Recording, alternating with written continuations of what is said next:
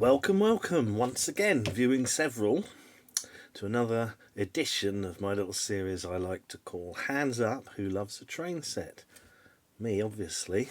That's why I've got so many of them.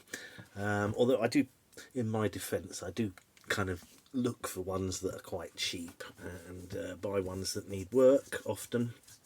So this one, I can't remember how much I paid for this. It's about 40 something pounds. I think it's a Hornby Dublo 3-rail set, EDG18, which is a tank goods set with the standard 4MT tank 264 British Rail tank engine. It's a nice set.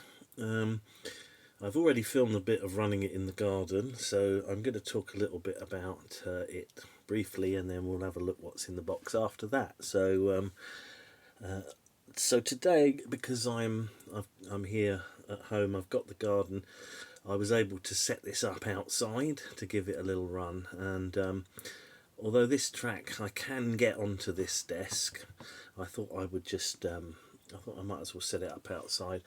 Now, I can't remember what, with this particular loco, I can't remember what level of service I did on it. I don't think I've done anything, because I think it was running okay.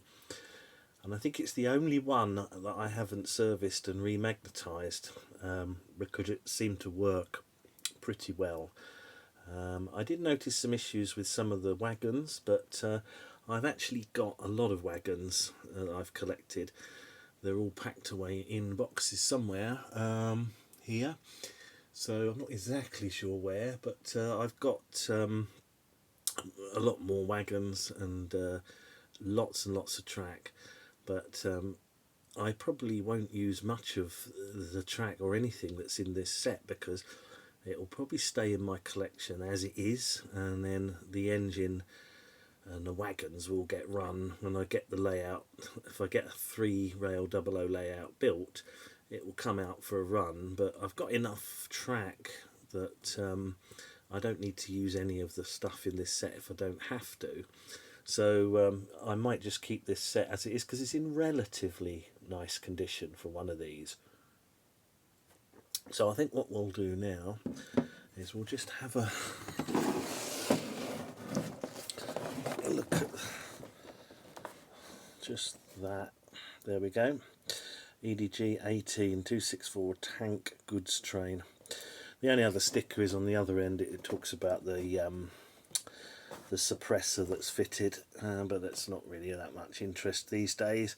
It's unlikely to interfere with modern televisions, I don't think. But anyway, let's get a look inside the box.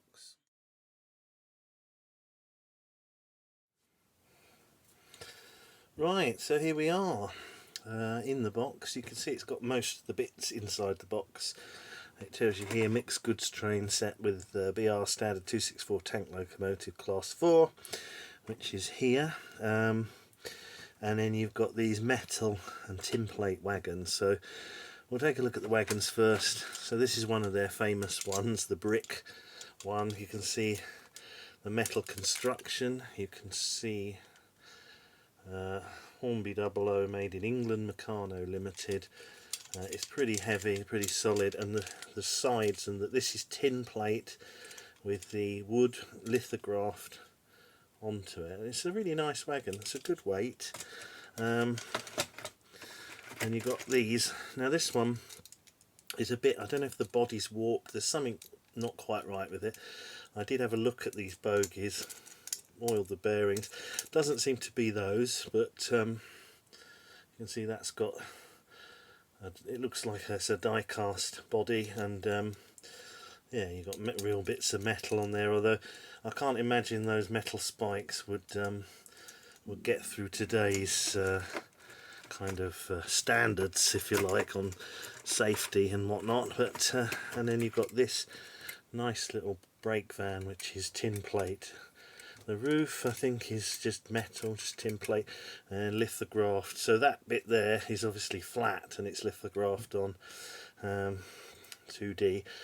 Again, it's metal base, and Hornby made in England, Meccano Limited. And the thing about these 3 rails is that if you put them on any other system, they'll just short the thing out, because obviously there's the a live middle rail and 2 common outer rails. So although some Dublo stock is compatible, you do have to be careful. This older stuff, if you put it on your 2 rail system, a modern system, it will immediately short it out. Now this locomotive, like I say, I don't think I've remagged this, so I probably will get round to doing that at some point. Certainly when I run it. So yeah, this is, I mean, by today's standard, it's a fairly crude, coarse model. But what is marvellous about this is when they brought these out pretty much the same year the real ones came out. So this is kind of like contemporary model.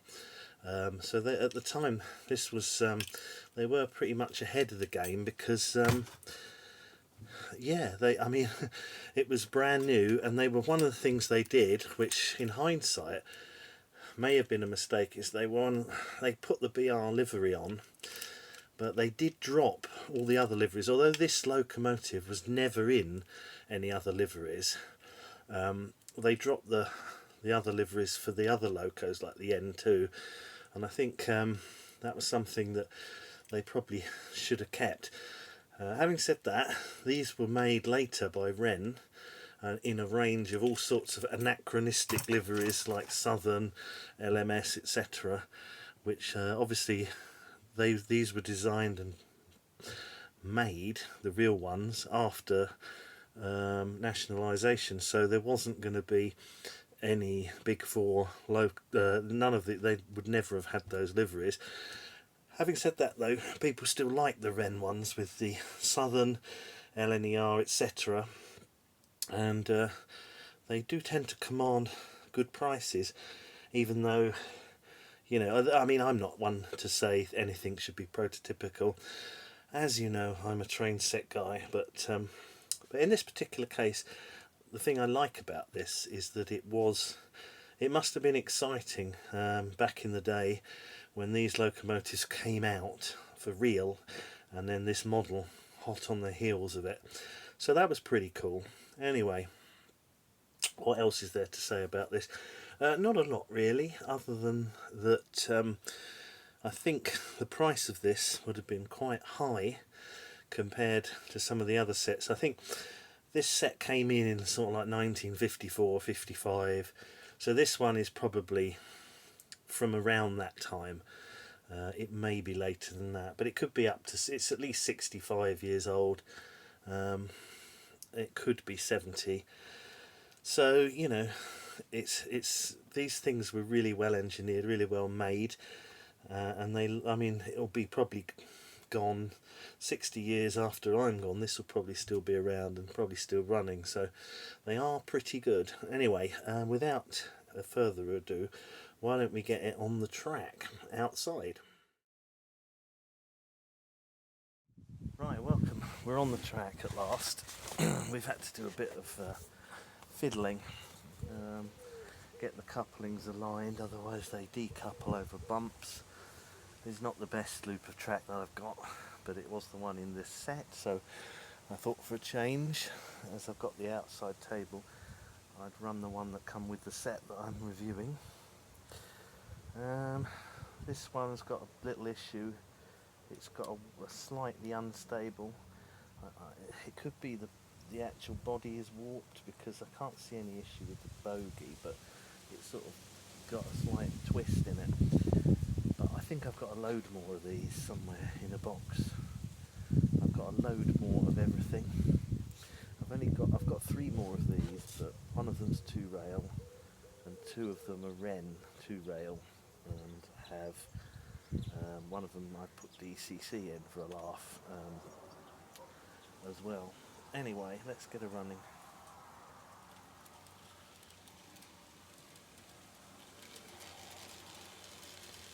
Right, we'll start off slow.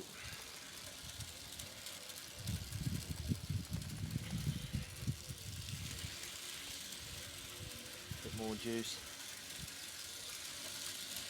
Might need a remag this, I don't know, I can't remember if I've done it or not. I don't think I have done this one. I've done both the M2s, all the Duchesses, and I think I did my Silver King, but I don't think I've done this one because it seemed to run okay, but it may well benefit from a remag given its age. But as you can see, that's not too bad. That's full, but I'm not doing it too long at that because of how close it is to the edge.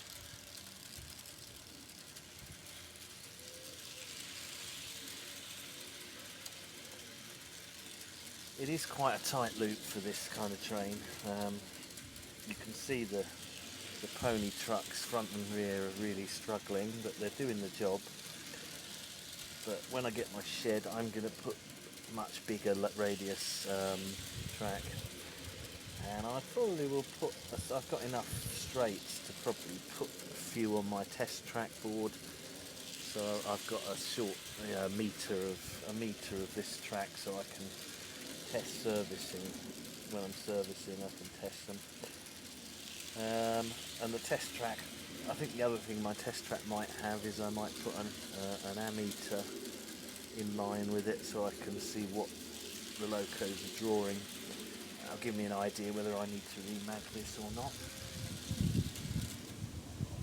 Right, let's just run it the other way very briefly, show that it can do it.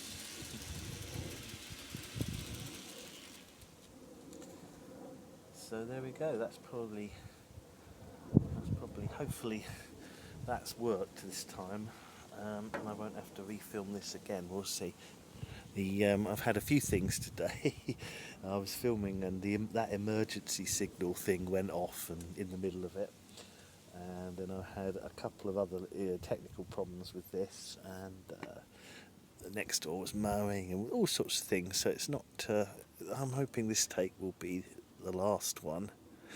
But yeah, thanks for watching.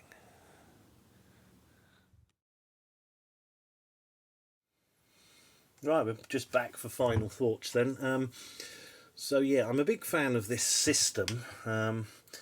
Probably if I'd have been around when it was new, it's unlikely that I'd have been able to afford any of it because it was quite expensive, and you know, I probably would have had to go for one of the cheaper alternatives. I think this was the top of the top in terms of quality and price at the time, but it was one of the things that hastened its demise, and that and the fact that two rail, they kind of like left it too late to introduce two rail, and then they had a big base of three rail people, and you know, it was very difficult to keep it all cost effective.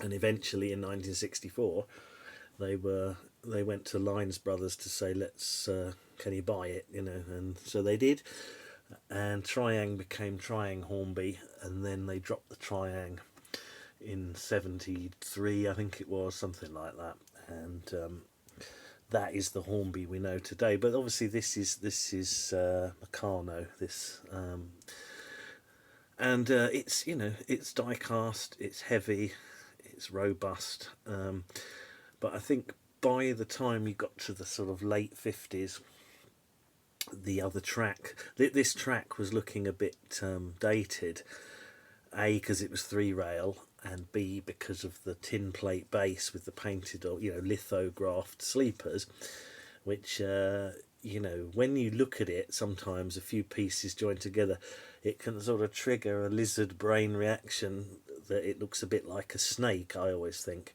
and you go, ooh. A slight shudder because you think you've seen a snake, but it's one of those things that I think is a good system, but it's difficult to judge it now because a lot of it's very, very old, and it takes a bit of fettling to get it to work. But I would imagine that when they were brand new, it just probably worked really, really well out of the box. But as I say, it was expensive, and you had to kind of get your own, often you had to get your own controller Some sets did come with a 12-volt thing, but you'd have to either connect it to a battery or pay for the 12-volt transformer. And what I do these days is I just connect it to an old, adapter, AC adapter. Everybody's got a drawer full of them, so you can do that, and you can use the original controller that way. I will do a demo of that, but I think for today I just used the Hammond and Morgan, the old clipper that I've got, which is like the single version of the Duo, obviously. I have actually got the bit that you stick on the side of it, but I haven't got in order for it to work, you've got to have these little metal plug things, and I realised I don't have those. So I'm going to have to see if I can, I don't know whether I can actually get those, or whether I'll have to make some or something, but I need to find out how to get hold of those. But this is a lovely set. It will run a lot better, I think. Out of the box, it's amazing that it runs on such a small radius, but I also think that these do benefit from running on a much bigger layout, because they are heavy and they've got a real presence, and they do make a nice clackety clack on the rails, and they're a lot of fun in full flight when they're really steaming around the track at high speed. Well, I couldn't do that too much today because the loop that comes with this is the loop you got, but there are bigger radiuses, and I do have some. So the plan is eventually to set up a layout with bigger radiuses, and I can let all these things run really nicely. So you can see on the front of this box you've got a Duchess of Montrose. I've got 3 of those, and that A4 is the Silver King, and I've got one of those as well.